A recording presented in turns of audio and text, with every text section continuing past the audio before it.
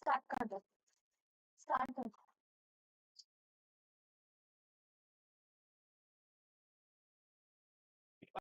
Mithila TV में आई अपने तमाम दर्शक के स्वागत अछि।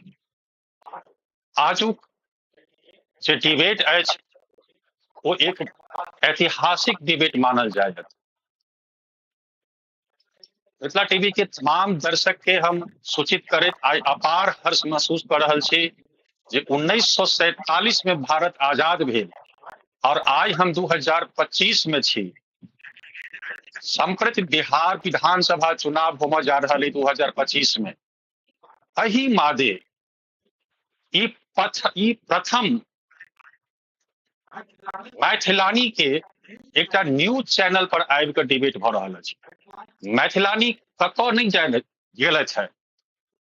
1947 से 2025 तक में मैथिलानी सब क्षेत्र में अपन अपन नाम कमेलत है, चाहे वो फिल्म जगत हो, संगीत जगत हो, नृत्य कला हो या पेंटिंग हो या शैक्षणिक संस्थान से जुड़ल कोनो महत्वपूर्ण ओहदा पर पहुंचे के बात हो, सब क्षेत्र में मैथिलानी विकास केलत और सब क्षेत्र में अपन नाम केलत है। लेकिन पॉलिटिकल डिबेट में कोनो चैनल पर जाकर अपन बात कहबा के लिए मैथिलानी साहस नहीं जुटबे छलैथ।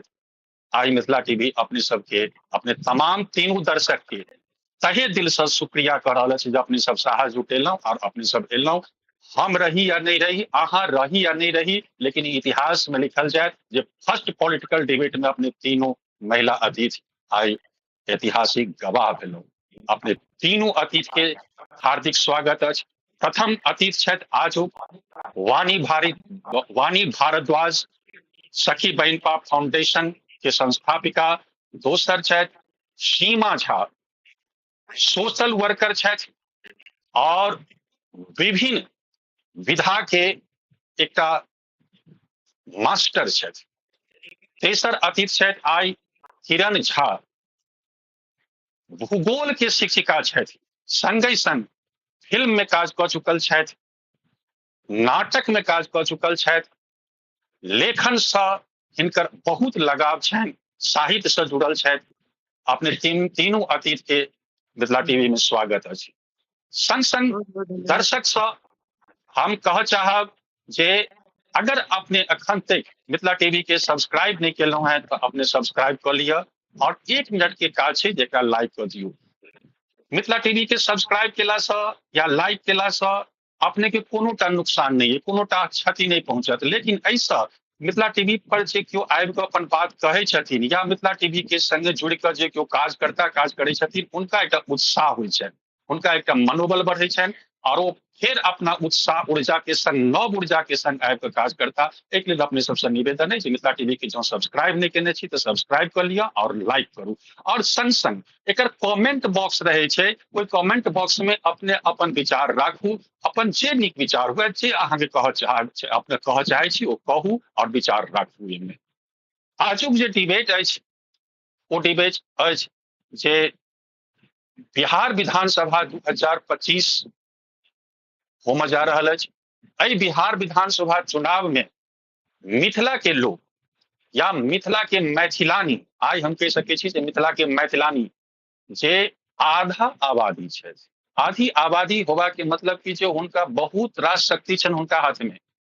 की कह चाहब आई अपने सब जे मैथिलानी बिहार विधानसभा चुनाव में ककरा वोट देत। आज हमरा लग में विकल्प अछि एनडीए, इंडिया गठबंधन, नव पार्टी के गठन भेल जन सुराज आई बहुत नीक प्रदर्शन कर रहा है। लेकिन परिणाम एला के बाद में पता चलत जे कतेक हुनकर मेहनत सफल भेलन नहीं भेलन। मिथिला क्षेत्र के राजनीतिक जे पार्टी अछि वो अखनो तक सुसुप्ता अवस्था में अछि, लेकिन छै मिथिलावादी पार्टी अछि, आदर्श मिथिला पार्टी अछि और एकटा और पार्टी अछि जन मिथिला विकास पार्टी। संभवतः अपने सब उनके सबके नाम सुनने हैं या नहीं सुनने हैं, लेकिन मीडिया लग में कर सबके नाम है जे ई सब अपना अपना क्षेत्र में 1टा 2टा 5टा 10टा सदस्य के ठाढ़ करै छथि, चाहे जमानत जब्त हो जाए ओकर कोनो परवाह नहीं छनि। लेकिन मिथिला के क्षेत्रीय दल सेहो एहिमे शागिर्द हेता, एहिमे शामिल हेता। अपने से हम जानना चाहब सबसे पहले किरण झा हमरा बताओ जे एहि बेर के जे चुनाव अछि और मिथिला के जे परिदृश्य अछि एकरा देखैत की लागि रहल अछि जे मैथिलानी ककरा वोट देब? किरण झा। धन्यवाद रतन जी। सबसे पहले तो हम अहाँ के धन्यवाद देब जे अहाँ आमंत्रित के लिए महिला सबके। ऐसे पहले महिला सबके आमंत्रितो नहीं कयल जाइ छलै, तें ओ सब नहीं छलखिन हैं। पहिल बात तऽ ई महिला सब हमेशा से हम मैथिलानी नहीं कहब, सब महिला सब हमेशा से जे छै मने अग्रसोची या दूरदर्शी रहै छथिन, लेकिन हुनका नकार देल जाइ छै। ई हम एगो आरोप लगा रहल छी पुरुष सब पर। बिल्कुल तऽ बिल्कुल बिल्कुल। हाँ, तऽ ई जे मने घर के औरत छै ओ की बुझतै, ओ की। तऽ पहिले छलै कि जे अधिकार तऽ हमरा सबके जखन से संविधान भेलै तखने से भेट गेलै। हमरा सबके लड़ऽ नहीं पड़लै जे हमरो सबके अधिकार चाही, जेना जेना दोसर दोसर देश में छै। जेना अरब में एहि साल भेटलै, तऽ एहि तरह से हमरा सबके लड़ऽ नहीं पड़ल। लेकिन हमरा सबके महिला सबके ई कहल गेलै जे पुरुष राजनीति बहुत ज्यादा बुझै छथिन। ओ बुझै छथिन जे की सही छै की गलत छै। तऽ एक तरह से अपना घर में ओ एहि तरह के शासन या माहौल कऽ दै छथिन जे हम जेकरा वोट देबै तेकरा अहूँ दियौ। अधिकतर परिस्थिति में इएह होइ छै। हम महिला सब की करे छियै, जई चीज में हमरा सबके बेसी माथा पच्ची या झमेला नहीं करऽ के रहैया, ओ हम मानि लै छियै जे ठीक छै अहाँ जे कहबै सएह हेतै। लेकिन हुआ के चाही उल्टा। हुआ के चाही जे देश के प्रति, अगर हम सब एहि देश के निवासी छी, एगो हमर सबके प्रांत है, हमर सबके एगो क्षेत्र है, हमर सबके एगो पहचान है जे हम सब मैथिलानी छी, हम सब मिथिला के छी। भले हम कोलकाता में रही या कतौ रही, हाँ, लेकिन मिथिला के प्रति एगो प्रेम हमरा सबके हमेशा अइ। तऽ हम सब जहाँ छी तहाँ हम सब मिथिला मैथिली के लेल सोचै छियै, करै छियै। आ तही हिसाब से आइ अहाँ हमरा आमंत्रितो केलहुँ है। तऽ मिथिला में हमरा एकटा बस इएह एगो अथी है जे हम सब ओइ मतदान में हम सब मतदान नहीं कऽ सकबै। अगर हम सब जेबो करबै तऽ हमर सबके अधिकार पत्र या ओइ सब तरह के नहीं छै। लेकिन हम ओइठाम के मिथिलानी सबसे इएह आग्रह करबै जे अपना वजूद के सोचू, अहाँ के कोन में भलाई है। हम कोनो पार्टी के न पक्ष में छी न विपक्ष में छी। जे अहाँ के हित में काज करे ओकरा अहाँ वोट दियौ। अहाँ देखियौ जे ओकर मैनिफेस्टो में की छै, ओकर मैनिफेस्टो में अहाँ के भलाई के लेल की कहल जा रहल है। हाँ, बहुत तरह के, अरे बेरोजगार, आर्थिक व्यवस्था, ई सब कॉमन मुद्दा छै। ओकरा बावजूद बहुत तरह के बात छै जे जेना मानि लिअ महिला मने सशक्तिकरण भेलै, महिला के आर्थिक अवस्था, ओकर व्यक्तिगत आर्थिक अवस्था केना ठीक कयल जाय। तऽ एहि सब पर अगर कोनो पार्टी विशेष रूप से अगर ध्यान दै छै या अहाँ के अधिकार के सुरक्षित रखैत अछि, तऽ अहाँ कनि सोचियो ओइ बात पर, कनि बुझियो, आ तकरा बाद जे छै से अहाँ अपन मतदान दियौ। कियाकि अहाँ के मतदान बहुत ज्यादा मायने रखै छै। हम सब कहै छै अरे एगो हमरा से की हेतै, एक अकेला चना भार नहीं फोड़ सकता, लेकिन बूंद बूंद से तालाब जरूर भरै छै। तऽ अहाँ के ऊपर, अहाँ अपना आप के चना बुझै छी आ कि बूंद बुझै छी, ई अहाँ पर निर्भर है। तऽ हम इएह कहऽ चाहब सबसे जे एक बेर देश के बारे में सोचू, क्षेत्र के बारे में सोचू, अपना हित के बारे में सोचू। आ सबसे बेसी जे अहाँ के जे धिया पुता है ओकर भविष्य के बारे में के सोच रहल है, के अनपढ़ राखऽ चाहि रहल है, के पढ़ाई के महत्व दऽ रहल छै, के नहीं दऽ रहल छै, के कई तरह से आगू बढ़ाबऽ चाह रहल, ओहि पर ध्यान दियौ और अपन मतदान दियौ। धन्यवाद। ठीक ठीक, बहुत धन्यवाद। नेक्स्ट में सीमा जी, हमार आवाज आबि रहल है? हाँ, हमर आवाज अहाँ सुनि रहल छी? ठीक, जी जी जी जी। आब अपने हमरा बताओ जे अखन जे किछु कहलथि है कि जे महिला के विकास के बात होबाक चाही और शिक्षा के बात होबाक चाही, स्वास्थ्य के बात होबाक चाही, की ई मिथिला में अखन मौजूद अछि? अपने की कहऽ चाहै छी? हम ई कहऽ चाहब जे मिथिला में स्वास्थ्य तऽ छै, होइए के चाही। किया तऽ स्वास्थ्य लेल जेना एम्स बनऽ के बात भेलै तऽ अपन निजी स्वार्थ के चलते एम्स के जगह नहीं भेट पेलै, या की भेलै किछु, मतलब अरे कतौ खुलतै तऽ ओहि जगह के विकास तऽ हेबे करतै। हमरा सबके जे नीक डॉक्टर भेटतै, नीक व्यवस्था भेटतै, लेकिन एहि सब चक्कर में कतौ ने ढंग के हॉस्पिटल भऽ पबै छै, मने एबो करै छै प्रोजेक्ट तऽ नहीं होइ छै। फिर जेना शिक्षा छै तऽ शिक्षा ले लोक के आमदनी ओते छै नहीं, लेकिन जएह छै सारा शिक्षा में झोंकै छै, बाल बच्चा के बाहर भेजै छै, कोटा भेजलक एम्हर ओम्हर। तऽ ओकरा बाद मतलब हमर सबके पाइ जे छै से बाहर चलि जाइए, बाहर तखन जे एतऽ रहि जाइ छथिन ओ एतऽ पढ़ै लिखै छथिन तऽ हुनकर डिग्री हुनका बहुत लेट से भेटै छै। कतौ अप्लाई करितो छथिन बाहर तऽ ओहि जगह में तो कंप्यूटराइज रहै छै, जखने देखै छै जे ऑनर्स 3 के बदला 5 साल में भेल छै कि तुरंत रिजेक्ट कऽ दै छै, कारण नहीं पूछे छै जे एकर कारण की छै, ठीक कतौ टैलेंटेड किया नहीं छी अहाँ। शिक्षा के तऽ छैहे चौपट भेल, आर ओकरा बाद सड़क के सेहो जे छै से बहुत अवस्था बढ़िया नहीं छै, नाला के व्यवस्था बढ़िया नहीं छै, ओ हमर सबके जे छै से निजी जिंदगी के डिस्टर्ब करैया सड़क आ नाला के वजह से। गंदगी फैलल रहै छै, कोनो गन्दा में के रह चाहे छै, क्यों नहीं रह चाहे छै, लेकिन छै अवस्था। आर ओकरा बाद जे मतलब जे स्किल होय के चाही, जे हमरा सबके स्किल सिखबऽ के चाही, जे ठीक छै नहीं छै किछ तऽ अरे अथी हरिते क्रांति के किछु होइते, कृषि प्रधान छै तऽ किछु कृषि में होइते तऽ से उचित समय पर कोनो चीज नहीं छै, न पानी न बीज, हर डिस्टर्ब छै, हर चीज चाहिए। उल्टे हम ही सब हमरे लोग बाहर जाकर टैलेंटेड हो जाएगा, लेकिन अब बिहार राज्य खराब छै कि नहीं, अलग अलग झंडा गाड़ने छै, लेकिन बिहार राज्य गरीब, बिहार राज्य ई। और गुड़गांव में लोग के मजदूर चाहिए तो कहे बिहारी नहीं मिल रहा है, एक बिहारी की जरूरत है, तो ई टैग के हटेतै, टैग के हटे, फालतू के टैग की है, जेकि सब किछ तऽ एतै छै। कोटा में आई इनकम जे छै से ककरा वजह से छै, बिहारी के वजह से छै। बेंगलोर की गुड़गांव की जमीन महंगा किया छै, हर स्टेट वाला तो अपना स्टेट के डेवलप करे छै, एगो हमही सब छी जे बाहर जाके जमीन खरीदै छी, सब किछ खरीदै छी, तो हमर पाई तो जगह जगह जा रहल है, लेकिन गरीब के तो गरीब हमें सब बिहार राज्य। हाँ? तऽ की लागि रहल तऽ की लगैया कि जे एहि बेर के चुनाव में किनका मत देबाक चाही मैथिलानी के?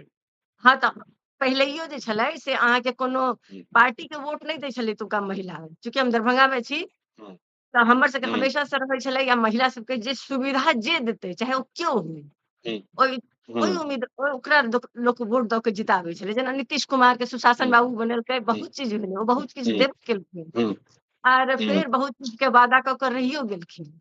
बहुत लोग अबै छै तऽ खाली बड़का बड़का बात कहै छै पर लोक ट्रस्ट करै छै जे नहीं हमरा ई चीज चाहिए, ई ओई चीज के प्रॉमिस कर रहल छै, लेकिन जितला के बाद फेर एम्हर सब बात भऽ जाइ छै। आ जेना एखन अहाँ स्वराज्य पार्टी के नाम लेलियै, ओकर कहनाम छै ने जे अहाँ नीक उम्मीदवार ताकू, अहाँ ककरो वोट दियौ, लेकिन ओ उम्मीदवार अहाँके ईमानदार हुए, ओ कम से कम ओ पार्टी एते ईमानदार तऽ छै जे कहि रहल छै ई बात। हाँ? आब तऽ चूंकि नीतीश कुमार नहीं रहि गेलखिन कोनो, मतलब उनकर पार्टी जे होय तो मतलब से जी हम पुनः आएब अपने लग में। अब हम जा रहल छी वाणी भारद्वाज। वाणी जी, अपनी दोनों वक्ता के सुनलहुँ, और हमरा लग में मुद्दा ये जे आई हम एकटा बात अगर जानना चाही कि जे आब हमरा तय करऽ पड़त कि जे हम सबटा पार्टी के नाम सुनि लेलहुँ, जे पार्टी आब जिनका जिनका चुनाव में आबऽ के छलनि सब अपन अपन नाम और पर्चा लऽ के आबि चुकल छथि मैदान में। आब तय करू जे किनका वोट दियनि। अगर ई सवाल लऽ कऽ हम अहाँ लग में आबी तऽ हमरा की जवाब देबऽ चाहै छी जे मैथिलानी वोट ककरा दी?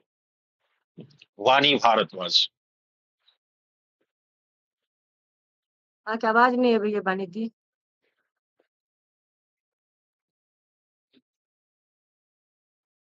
थैंक यू दीदी, प्रणाम प्रणाम। सॉरी, हम बहुत नीक सवाल है, और जे अखन मुद्दा छै इलेक्शन के, तऽ ई बहुत नीक विषय अहाँ रखने छी, और एहि पर सोचे के विचार सेहो छै जे सब पार्टी छथि, सब नव पार्टी छथि, पुरान पार्टी एनडीए सब, लेकिन मैनिफेस्टो में अहू बेर जो मैथिली के दर्जा के बात नहीं है तो बहुत दुख, चूंकि शिक्षा से जुड़ल छियै तो बनारस हिंदू विश्वविद्यालय से हम शोध कऽ छी। न्यू एजुकेशन पॉलिसी में मैथिली भाषा के लिए जो अखनो अहू इलेक्शन के समय में कोनो पार्टी ध्यान नहीं देथिन जे मैथिली के केना बढ़ायल जाए, मैथिली भाषा के केना बढ़ायल जाए, जे कि मिथिला के प्रांत के भाषा छै, रीजनल लैंग्वेज छै, जकरा अहाँ सीबीएसई सब दऽ देलकै है जे रीजनल लैंग्वेज अहाँ पढ़ा सकै छी, लेकिन ओकरा बारे में विषय में जो ओकर माध्यमिक से लेकर प्राइमरी से लेकर नई शिक्षा देल जेतै बच्चा सबके, तो बहुत मुश्किल छै आगू बुझनाइ, आगू एकरा बेसिक शिक्षा में आजे अहाँ पत्रकार छी, अहाँ एकर दर्द बुझि सकै छियै। एकर पत्रकारिता में ओते स्थान नहीं छै, एकर अनुवाद के क्षेत्र में एते स्थान नहीं छै, जे कि कहै छै प्रांत के जखन अहाँ आर राज्य के अगर लैंग्वेज देखबै, बंगला देखियो, कोंकणी देखियो, या जो जे भाषा देखियो, भाषा के अपन एकटा नीक स्थान छै। ओकरा पढ़े छलहुँ एकटा तऽ पता चलल जे बंगला साहित्य के हुनका महानगर भेट गेलनि, तें डेवलप होइत चलि गेल। जे रविंद्रनाथ टैगोर विद्यापति के पदावली के लऽ कऽ अपन भाषा के बंगला साहित्य के एते स्ट्रॉन्ग केलथि, हमर सबके मैथिली ओतऽ नहि, हमर सबके मैथिली आखिर एते दिन देश आजादी के भऽ गेल, एते राज्य बनल, एते नेता एलथि, एते चीफ मिनिस्टर, लेकिन ओई चीज पर क्यों ध्यान नहीं देलखिन जे मैथिली के केना शिक्षा के में ओकरा अव्वल आनथिन। हम हमर पूरा मिथिलानी से यह रिक्वेस्ट है, जय प्रदेश के स्थान के जो भाषा स्ट्रॉन्ग हेतै, ओकर मैथिली स्ट्रॉन्ग हेतै, ओ केना डेवलप हेतै। आइ हमरा किनको से भेल तऽ कहलखिन, हम कहलिए जे महिला के योगदान राजनीति में बहुत कम छनि, तऽ कहलखिन कि जे महिला 50% हुनका दऽ देल गेल छनि आरक्षण, जे प्रधान होइ छथिन, मुखिया होइ छथिन, हमले लेकिन मुखिया पति हुनकर संचालन करै छथिन, ठीक छै। तऽ अशिक्षा छै, अशिक्षा एतऽ किया एलै, अशिक्षा भाषा के जे नेग्लेक्ट कयल गेलै, ओकर कारण छै जे भाषा ओतऽ अशिक्षा छै। कियाकि जे लैंग्वेज में हम अहाँ से बात करै छी, ओ हमर मदर टंग के जो हम नहीं करबै, वो मदर टंग हम तऽ हिंदी में हमरा बाजे में, कियाकि ग्रामीण क्षेत्र के महिला के भाषा में जे अपन अभिव्यक्ति कऽ सकै, बट नेचुरल छै दोसर भाषा में ओ अभिव्यक्ति, ओहि भाषा के जे एकटा मधुरता रहै छै, ओहिमे नहीं कऽ सकै छै। ओतऽ तऽ फेर ओ भाषा के लोग मारल जाए छै ने, तो हम बेसिक चीज ओतऽ से आइ से 50 साल से पहिने से, जहिया बीपीएससी से मैथिली भाषा के हटायल गेल छलै, तहिया से ई ड्रॉबैक होइत गेलै। बाद में अष्टम सूची के आयल आई 22 साल हो गेलै, लेकिन माध्यमिक शिक्षा में प्राइमरी इंस्टीट्यूशन में मैथिली नहीं आयल। और जो यूनिवर्सिटी में मैथिली अच्छो, तो ओकर बहुत संख्या छै। हाँ, आरो बहुत क्षेत्र रहल यऽ मैथिली के, तऽ हमर जे मिथिलानी सबसे आग्रह है, हमहूँ एहि चीज में जे अपन भाषा जे हमर मिथिला पहचान है, मैथिली, पान मखान, माछ, ई जे हमर सबके पहचान है, हमर भाषा सेहो पहचान है। हम तो जरूर कहबनि सबसे जे अहाँ अपन शिक्षा होइ छै तो पूरा देश शिक्षित हेतै, समाज शिक्षित हेतै, देश शिक्षित हेतै, एकटा अलग स्थान आबै छै। अहाँके मीडिया सेहो रिच हैत, साहित्य सेहो रिच हैत। एहि चीज पर बहुत ध्यान दै के जरूरत छै, कियाकि ई बेसिक चीज छै, एहि बेसिक स्तर के बढ़ेबाक छै। तो ओहि शासन के जरूर हम सब वेलकम करऽ चाहब। जी ठीक छै। किरण जी, अगर हम अहाँ से ई जानना चाहै छी जे अगर आइ मिथिला में अगर कोनो जे पैघ पार्टी है, जे नेशनल पार्टी है, वो अपना मैनिफेस्टो में मैथिली के प्राथमिक शिक्षा में लागू करब ई नहीं लिख रहल अछि, मिथिला राज्य हम देव ई नहीं लिख रहल अछि, तखन एकटा सवाल उठैया कि संभावना बन सकैया कि जे मिथिला के जे क्षेत्रीय पार्टी है या जे निर्दलीय उम्मीदवार है तकरा मत दऽ दी? हम तो कहब जे अगर ओ मिथिला मैथिली के लऽ कऽ काज करत और अपना मैनिफेस्टो में ये चीज रखत तऽ जरूर देबऽ के चाही। कियाकि हम सब अपना आप के, हम कोलकाता में रहै छी, तऽ हमरा जखन केओ किछु पूछैया तऽ हम ई नहीं कहै छै जे हम बिहारी छी, हम कहै छी जे हम मैथिल छी। तऽ हमर अगर एगो मिथिलांचल बनैया तऽ ओहू से हमर एगो पहचान बढ़ैया, पहिल बात। दोसर बात जे जखन लोग अगर केओ कहि दै छै ने जे बिहारी छै तऽ हम सब किया ऑफेंडेड भऽ जाइ छी, हमरा सबके पास बहुत प्रमाण है जे हम बिहारी छी तैं तू सब छै। आइ हमर सबके लिपि लऽ कऽ बंगाली एते उन्नति केने अइ। ओ वाणी कहलखिन ने जे विद्यापति के लऽ कऽ तऽ भानु पदावली के नाम से लिखने छथिन रविन्द्रनाथ। और में बहुत सारा मैथिली छै। तऽ अच्छा बिहारी हम नहीं कहब, बहुत सारा पढ़ल लिखल मैथिल सब एहि चीज के एडॉप्ट कऽ लेलखिन। जे लेखन शुरुआत में जे अपन लिपि जे छोड़ि देलखिन, उनका हिंदी से फायदा चाही छलै तऽ ओ हिंदी में घुसिया कऽ हिंदी लिपि में ओ जे छै से अपन साहित्य लिखऽ लगलखिन। लेकिन बंगाली एना नहीं केलकै। आइ के हम एकटा भऽ सकै छै कॉन्सेप्ट से बाहर होय, कॉन्टेक्ट में नहीं होय। आइ हम तो मैथिली भोजपुरी साहित्य अकेडमी लिखे छी। भोजपुरी के घुसाबऽ के कोन तुक भेलै? भोजपुरी के ने भाषा स्थान में छै ने। अहाँ ई मैथिल सबके अपन चक्र चालि छै। हम भोजपुरी वाला के नहीं कहै छियै। अगर हम अपन कोनो चीज खजाना खोलि देबै तऽ दोसर हमरा लूटऽ ले तैयार रहतै। तो खजाना खोला वाला के गलती छै। तो हमरा सबके सबसे पहले देखऽ के चाही, या अब एगो नया सिरा से अगर हमरा शुरू करे के, तो हमरा जेना बानी कहलखिन प्राइमरी से शुरू करऽ पड़ते। हमर सबके अपन लिपि देखबऽ पड़ते। हम सब फट सके अरे बंगला लिपि ना मैथिली से मिलता है, नहीं बंगला लिपि मैथिली से मिलता है, मैथिली बंगला लिपि से नहीं मिलता है। अहाँ जे कामरूप असम के नाम से जानल जा रहल छै, ओकरो अगर अहाँ लिपि देखबै तऽ मिथिलाक्षर से मिले जुले छै। तऽ चूंकि ई प्रदेश पूरा मगध प्रांत और ओकर अथी वाला छलै, हमर सबके इतिहास 2000 साल से बेसी पुरान है। और हमर सबके मिथिलाक्षर, हमर सबके साहित्य सब किछ बहुत पुरान है। ओही से सब किछ आयल छै, ड्राइव भेल छै। लेकिन बस वएह छै जे गुड़ रहि गेलै, चेला चिन्नी भऽ गेलै, जे अपना सब फकरा छै। तऽ आब चेला अगर चिन्नी भऽ गेलै तऽ ई तऽ ओ कखनो ओकरा अस्वीकार हम सब नहीं मानबै जे अहाँ गुड़ से चीनी बनलौ। चीनी से कखनो गुड़ नहीं बनै छै, गुड़ से हमेशा चीनी बनै छै। तऽ हम सब कखनो कतौ ने माने हम सब प्रभाव में आबि कऽ, या मानि लिअ हमरा किछु फायदा भऽ रहल है। आइ अगर मिथिला भोजपुरी साहित्य वाला अगर हमरा कहतै जे हम अहाँके मिथिला भोजपुरी में हम अहाँके अवार्ड देब और अहाँ अनुवाद भोजपुरी में करू, और हम अगर राजी भऽ जेबै तऽ ई गलती हमर है। ई स्वार्थ हमर है। ई स्वार्थ हमर है कि हम मैथिली छोड़ कऽ भोजपुरी में हमरा लालच में हम अपन कऽ देलियै। तऽ ई गलती एतै से शुरू भेल छै। हमरा ओहू पर ऑब्जेक्शन है। आइ जखने कोनो पुरस्कार के घोषणा होइ छै कि फट से मिथिला मैथिली में 2-4 के जेकरा नहीं भेटै छै से गारि पढ़ऽ लगै छै, जेकरा भेटै छै से कहै छै हमरा से जरैये। माने ई जे टांग खींचऽ वाला प्रवृत्ति जे मिथिला मैथिली में छै ने, ई सबसे खराब छै। तऽ हम तऽ इएह कहब, अगर मिथिलांचल के लेल केओ किछु कऽ रहल छै, या मिथिला स्टूडेंट यूनियन हुए, या जे कोनो अहाँके क्षेत्रीय मिथिला पार्टी हुए, अगर ओ बढ़िया काज करैया तऽ बढ़िया बात छै, अहाँ दियौ वोट उनके। ठीक। सीमा जी, अपने दरभंगा में छी, की लागि रहल है दरभंगा के शहर जमीन में? ओहिठमन जमीनी सच्चाई की दिखाई दे रहा है जे ओहिठमन लोकल पार्टी से की संभावना अहाँके दिखाई दैया कि ओहिठमन के मैथिलानी वोट देत हुनका? लोकल पार्टी के तऽ अब ओ सब तऽ लुभाबै छै, या जे ओकर सबके जेना किरण दीदी कहबे केलखिन जे ओकरा घरक लोग की करे छै।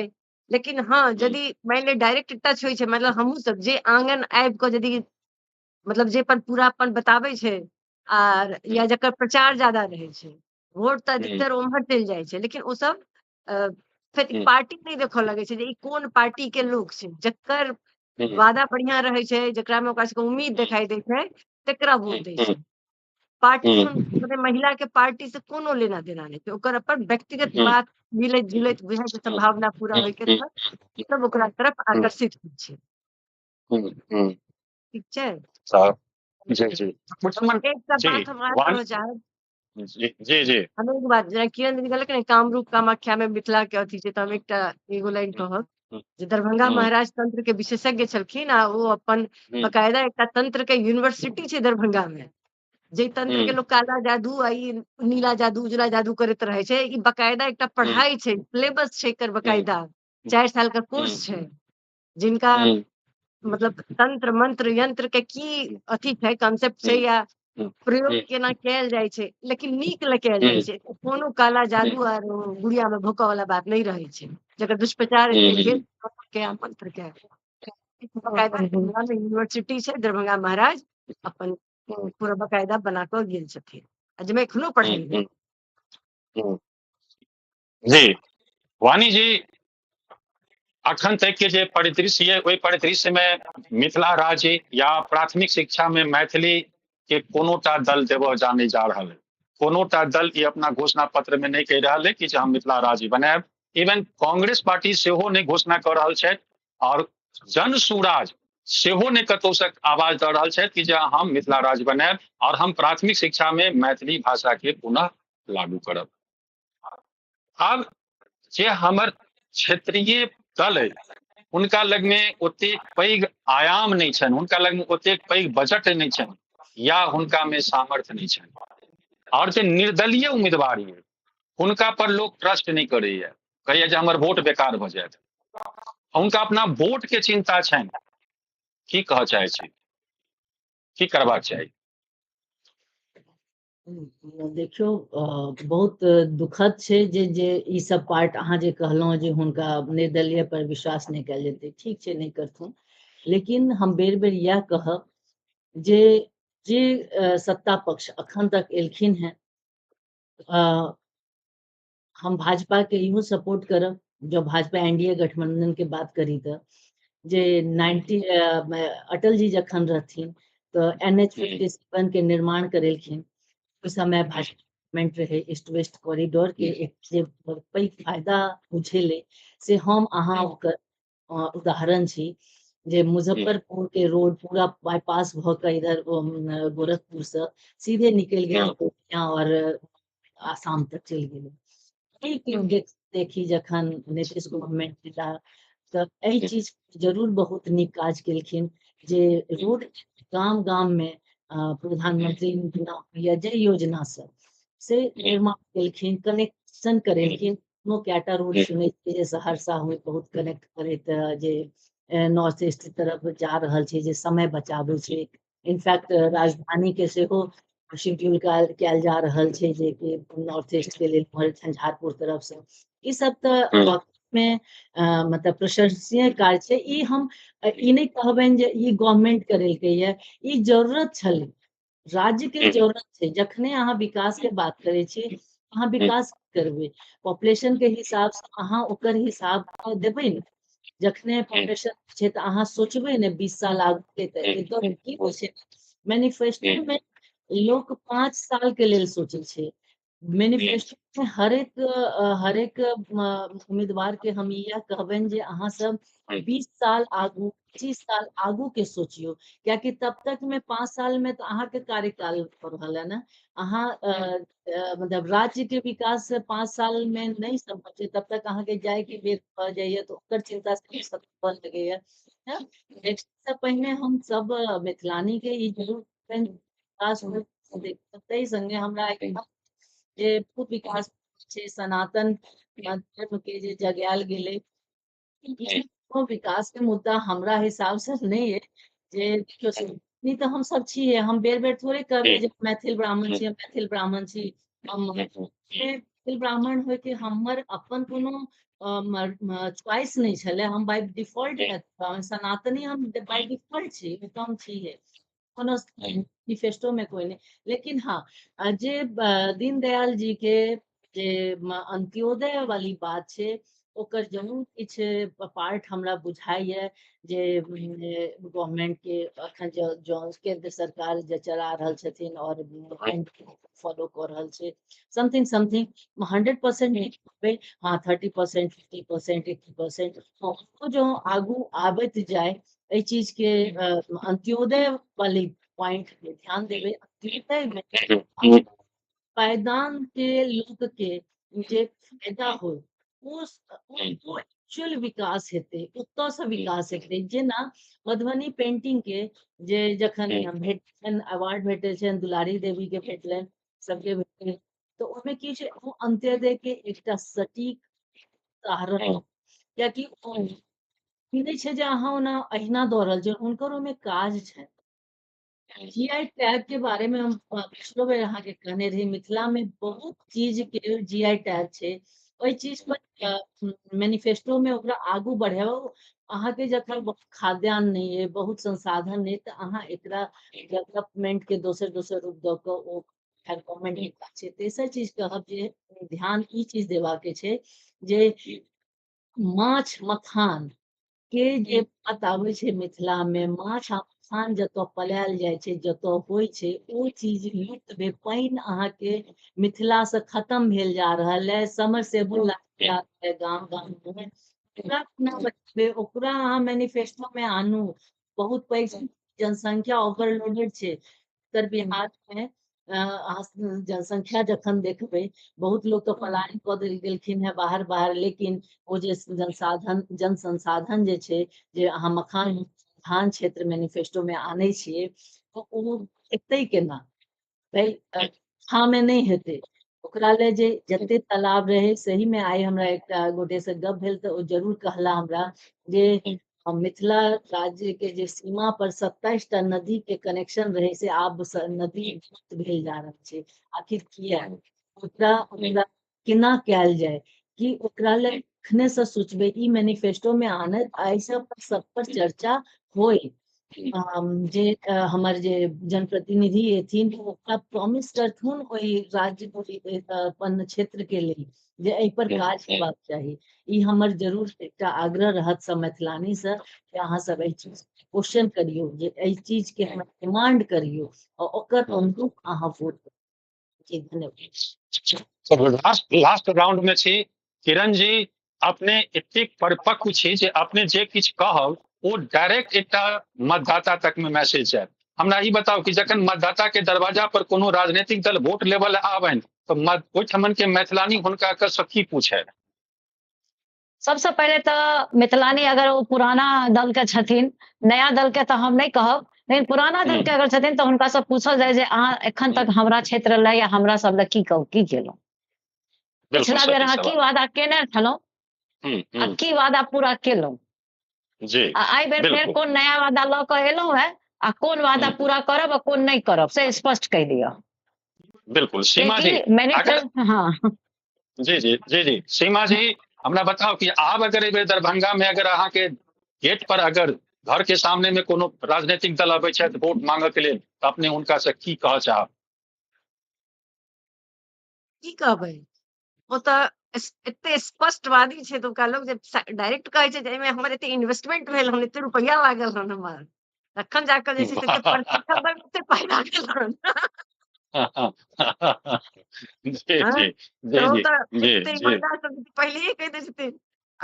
लेकिन जी जे किरण दीदी कहलखिन है, ई बात बहुत जचल ये, डायरेक्ट ओकरा से पूछल जेतै। लेकिन की पूछबै, ओ सब तऽ एकदम यूनिट तेहन एबिते एना छथिन जेना ओ मने विजय भए को हमरा एतऽ आबि रहल छथिन। ओ हमर सौभाग्य जे हमरा दलान पर पदार्पण केला, तते ताम झाम के साथ वो छथिन।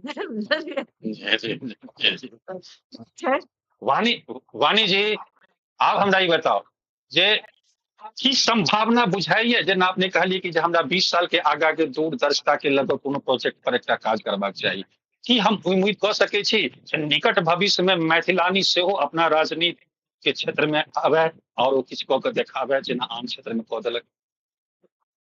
बिल्कुल, आइए हम कहलियन एकटा राजनेता से गप करे छलो तो वर्तमान समय के, तो हम कहलिए कि जे एमे महिला कहाँ आगू आबि रहल छथिन आ कहिया एथिन।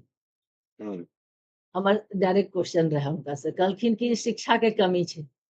आप बताओ जे कि एमे ककर गलती, या तो राजनेता के गलती छन जे महिला के अशिक्षित राख के राजनीति में नहीं घुसऽ देबऽ चाहे छथिन, या हुनका अपना खतरा बुझाई छन, अपना बुझाई छन जे हमर जो कि महिला जेना पहले राउंड में दीदी किरण दी कहलखिन जे महिला ऑर्गेनाइज रही छथिन, उनका वेल प्लान्ड रही छथिन, जे उनका केना घर से लऽ बाहर तक चलबे के उनका में एक अलग भगवान स्किल दऽ के भेजे छथिन।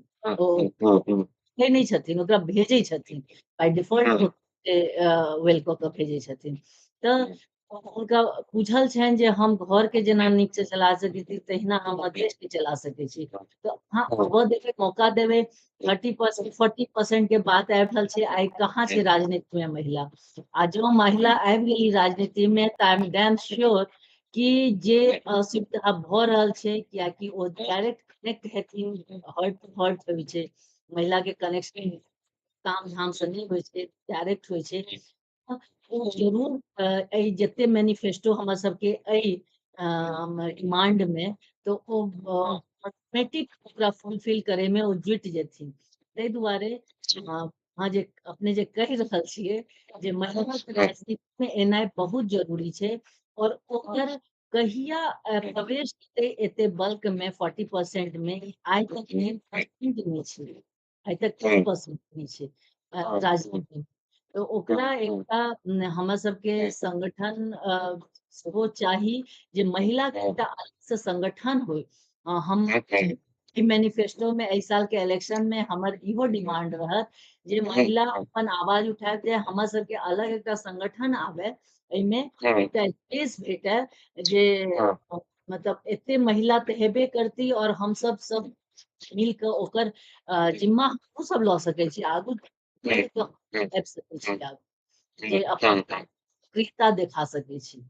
जरूर जी, बहुत बहुत धन्यवाद, अपने सब समय निकाल के एलहुं। किरण जी, की अपने लास्ट में किछु कहऽ चाहब जे कि मैथिलानी से उम्मीद कयल जा सकैया कि जे पुरुष नहीं कऽ सकला राजनीति में? देखियो, हमर स्पष्ट कॉन्सेप्ट ये, जहिया भारत में 4टा देश रहे तहिया मिथिला एकटा देश रहे। आई भारत में अगर 4टा मठ ये, तो वही 4टा मठ में से एकटा मैथिल अपन अधिकार के संग बैसल है, मठाधीश बनकर बैसल है। की मजबूरी है राजनीति में कि आखिर कतऽ से कमी है जे राजनीति के क्षेत्र में मिथिला के लोग किएक नहीं सफल भऽ रहल छथि? कि एहि असफलता के सफलता में बदलऽ के लेल मैथिलानी कमर कस के तैयार हुआ जा रहल छथि, कतौ से लागि रहल है? एती देखियो, मैथिलानी अपना अपना क्षेत्र में जे जहाँ छी ओतऽ मिथिलानी अपन अपन जे छै अस्मिता के रक्षा करैत या अस्तित्व बना रहल छै। लेकिन जखन हम दरभंगा से कोलकाता चलि आबै छी, तऽ हम कोलकाता के भऽ के रहि जाइ छी। दरभंगा में की होइ छै हमरा एहिसँ मतलब नहीं। जे आब अगर हम दरभंगा जाइ छी, जे हाँ हमरा बहुत मतलब है, देखिए एकरा कलकत्ता में किछु नहीं भेटलै तऽ ई दरभंगा आबि गेलै, तऽ ई जे एगो चीज छै ने, एहिसँ मिथिलानी सबके ऊपर उठऽ पड़तै, आ ई मिथिलानिये सब कऽ सकैया। तऽ आइ जे केओ स्ट्रांग छै, आइ जे केओ स्ट्रांग छै, चाहे ओ हम रही या वाणी रहैत या सीमा रहैत, केओ रहैत, या हमरा सबके संपर्क में जे कोनो महिला छथि, या मैंने दरभंगे में केओ छथि जिनका हम सब सहयोग दऽ सकै छियै, तऽ हुनका हम सब सपोर्ट करबै जे भाई अहाँ अपना क्षेत्र में अपन काज करू, हम सब अहाँके साथ में छी। तऽ मिथिलानी बहुत नीक। हमेशा से जे छै, चाहे अहाँ हर समय लोग के मुंह पर सीता आबि जाइ छै, मिथिलानी के नाम कहले से सीता आबि जाइ छै, ई आबि जाइ छै। ओना देखल जाए ने तऽ हमेशा से मिथिलानी बहुत ज्यादा सक्षम छै, शिक्षित नहीं रही तो सक्षम छै।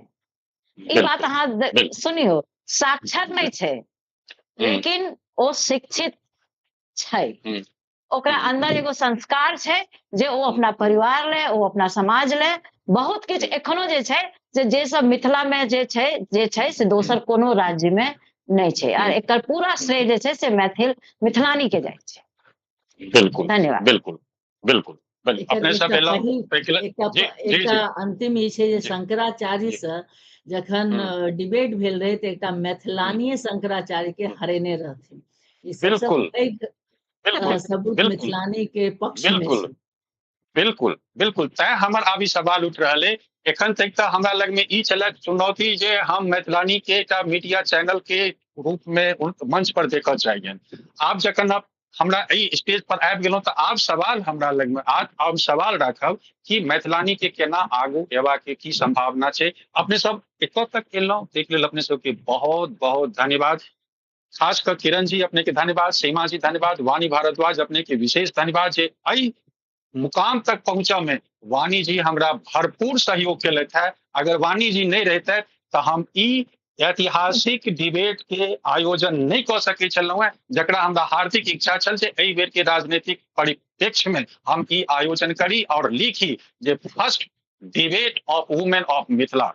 आइ तक राजनीतिक डिबेट नहीं भेल छल, मैथिलानी सबटा काज करे छल, लेकिन राजनीति के नाम से सुनते डरिए जाइ छलै। अहू बेर हमरा संगे डरलै, कतेक लोग डरलै जे नहीं हम तो शिक्षिका छी, हम केना ई काज करब, हमरा संगे ई भऽ जायत ओ भऽ जायत, खैर जे किछु, लेकिन अपने सब एलहुँ, अपने सब सहयोग दिलहुँ, अपने सबके बहुत बहुत धन्यवाद। हम दर्शक सब फेर कहऽ चाहब जे अपने सब कमेंट बॉक्स में अपन विचार राखू, कमेंट लिखू, लाइक करू, सब्सक्राइब करू, चैनल के प्रमोट करू। अगर चैनल बढ़ते तो निश्चित रूप से अपने के द्वार तक चैनल पहुंचत। और अगर एहि डिबेट में क्यों और शामिल होना चाहे छी तो हुनका से हमर संदेश ये जे अपने के किछटा नहीं करऽ कि अहाँ कमेंट बॉक्स में अपन नाम और व्हाट्सएप नंबर लिख दियो, या व्हाट्सएप नंबर लिखऽ में अपने के असुकर छी क्या कोनो तरह दिक्कत है तो हमर जे चैनल के नंबर है वो नंबर पर अपने यहाँ संपर्क करू 9971362584।